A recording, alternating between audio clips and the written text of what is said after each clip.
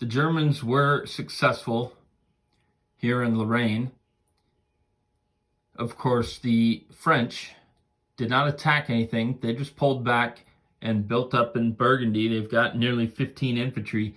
They could have stacked in Picardy with the British, but they wanted to be down here and touching Piedmont as well. So the question now on the British turn is, do they move their units in with the French, or do they stay there in Picardy? The Germans, of course, moved those subs up, moved up into Poland, and took Livonia. So there's no threat to Livonia right now, but they're also not a threat to Moscow.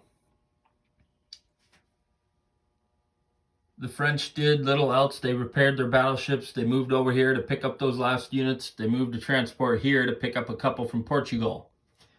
And they moved ahead over here.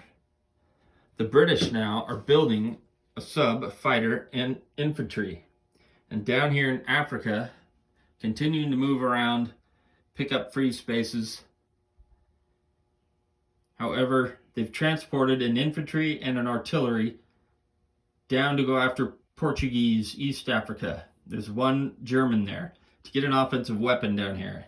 And there's an infantry there that will help with that fight. They do want those infantry units, or any units they can get, up here to help defend Egypt, because they are pulling back and they're concerned of these two groups coming together. So they needed to do something different from the last two games, which this is.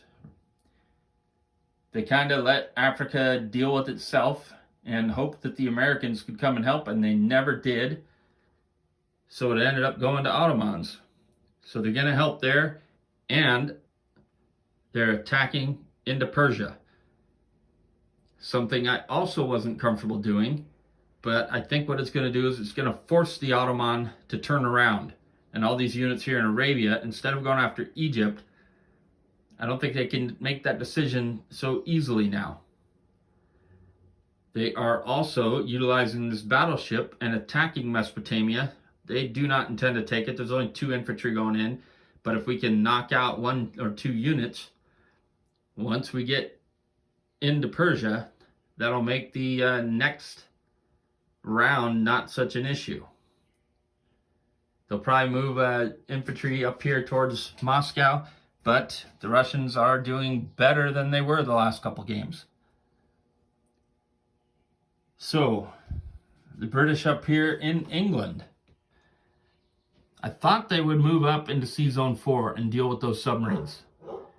But that is a concern because they're within range of all of this. And I really don't want to have a damaged battleship. Maybe one of those subs is gone and then be sitting there. And the Germans will inevitably come and attack. And you don't have the sea mines for defense.